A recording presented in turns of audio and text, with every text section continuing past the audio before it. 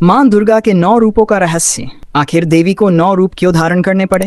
नमस्कार दोस्तों, क्या आपने कभी सोचा है कि जब देवी शक्ति एक ही हैं तो फिर उन्हें 9 अलग अलग रूपों में प्रकट होने की आवश्यकता क्यों पड़ी? क्या ये केवल पूजा पाठ की परंपरा है या इसके पीछे कोई ऐसा रहस्य छिपा है जिसे बहुत कम लोग जानते हैं? और क्या आपको पता है कि मां दुर्गा का हर एक रूप हमारे जीवन की एक विशेष समस्या, एक विशेष शक्ति और एक विशेष रहस्य से जुड़ा हुआ है? लेकिन सबसे बड़ा सवाल यह है कि अगर मां दुर्गा सर्वशक्तिमान है तो उन्होंने एक ही रूप में सभी असुरों का अंत क्यों नहीं कर दिया? आखिर 9 रूपों की आवश्यकता क्यों पड़ी? इस प्रश्न का उत्तर इतना रहस्यमय है कि इसे जानने के बाद नवरात्रि को देखने का आपका नजरिया ही बदल जाएगा।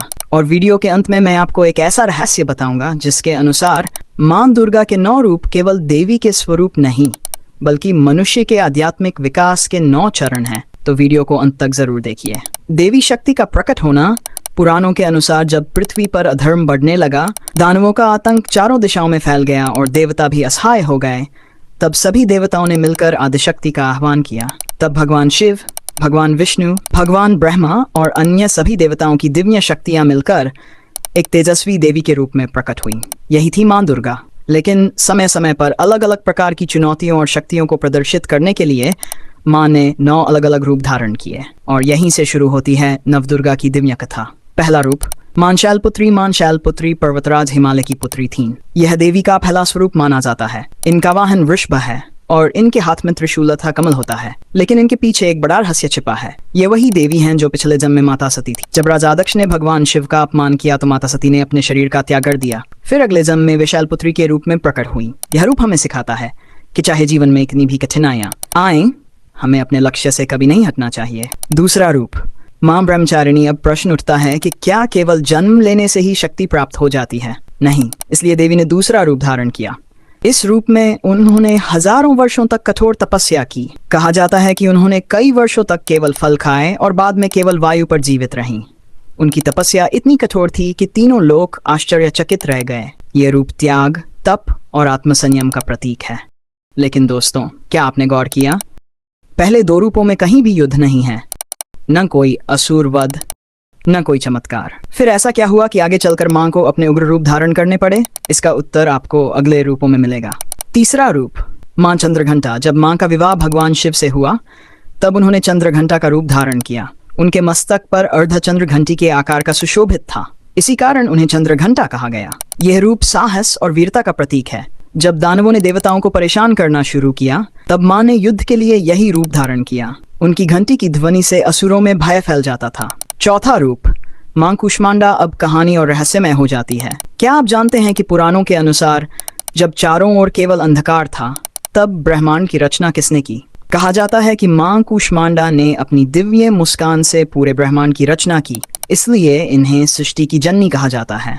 ये रूप हमें बताता है कि सृजन की शक्ति भी देवी के भीतर है। 5वां रूप, मां स्कंदमाता। यह रूप मातृत्व का प्रतीक है। मां स्कंदमाता भगवान कार्तिकेय की माता है। जब देवताओं को एक ऐसे योद्धा की आवश्यकता थी जो दानवों का नाश कर सके, तब कार्तिकेय का जन्म हुआ और उनकी माता बनी स्कंदमाता। यह रूप प्रेम, करुणा और संरक्षण का प्रतीक है। 6वां रूप, मां कात्यायनी। अब शुरू होता है वह अध्याय जिसका संबंध सीधे महिषासुर से है। महिषासुर एक अत्यंत शक्तिशाली असुर था। उसने देवताओं को स्वर्ग से निकाल दिया। तब सभी देवताओं की शक्तियों से मां कात्यायनी प्रकट हुई। कई दिनों तक भयंकर युद्ध चला। अंततः मां ने महिषासुर का वध कर दिया। यही कारण है कि उन्हें महिषासुर मर्दिनी कहा जाता है। यहाँ एक रहस्य है, महिषासुर का वध हो गया था, फिर भी मां के और भी रूप क्यों प्रकट हुए? क्या उससे भी अधिक भयानक शक्तियां संसार में मौजूद थीं? इस प्रश्न का उत्तर अगले रूपों में छिपा है। 7वां रूप, मां कालरात्रि।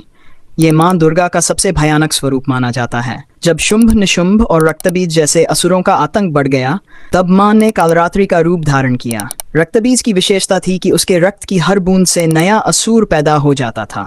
तब मां कालरात्रि ने उसका रक्त भूमि पर गिरने ही नहीं दिया और अंततः उसका अंत कर दिया। ये रूप हमें सिखाता है कि अंधकार कितना भी बड़ा क्यों न हो, प्रकाश अंततः विजय प्राप्त करता है। 8वां रूप, मां महागौरी। युद्धों के बाद मां ने शांत और सौम्य स्वरूप धारण किया। यह था महागौरी का रूप। यह रूप पवित्रता, शांति और क्षमा का प्रतीक है। कहा जाता है कि कठोर तपस्या के कारण उनका शरीर काला पड़ गया था। भगवान शिव ने गंगा जल से उन्हें स्नान कराया, जिसके बाद उनका वर्ण अत्यंत गौर हो गया। 9वां रूप, मां सिद्धिदात्री, अब हम पहुंचते हैं सबसे रहस्यमय और अंतिम स्वरूप पर। मां सिद्धिदात्री, यह वह रूप है जो सभी सिद्धियों और दिव्य शक्तियों को प्रदान करता है। कहा जाता है कि स्वयं भगवान शिव ने भी इन्हीं की आराधना कर सिद्धियां प्राप्त की थीं। यहीं पर नवदुर्गा की यात्रा पूर्ण होती है। सबसे बड़ा रहस्य, अब वह रहस्य जिसे कम लोग जानते हैं। नवदुर्गा केवल देवी के 9 रूप नहीं हैं, बल्कि मनुष्य की आत्मा के विकास के 9 चरण हैं। शैलपुत्री, शुरुआत ब्रह्मचारिणी, तपस्या चंद्रघंटा, साहस कुष्मांडा, सृजन स्कंदमाता, करुणा कात्यायनी, संघर्ष कालरात्रि, भय पर विजय महागौरी, शुद्धता सिद्धिदात्री। पूर्णता, यही कारण है कि देवी को 9 रूप धारण करने पड़े। हर रूप जीवन की एक अलग शक्ति और एक अलग शिक्षा देता है। दर्शकों के लिए प्रश्न, अब मैं आपसे एक प्रश्न पूछना चाहता हूँ। आपको माँ दुर्गा का कौन सा रूप सबसे अधिक शक्तिशाली लगता है और क्यों? और दूसरा प्रश्न, अगर आपको माँ दुर्गा के किसी एक रूप का आशीर्वाद मिल जाए तो आप कौन सा रूप चुनेंगे? अपना उत्तर कमेंट में जरूर लिखें। दोस्तों, माँ दुर्गा के 9 रूपों का रहस्य केवल धार्मिक कथा नहीं है, ये जीवन को समझने का एक मार्ग है।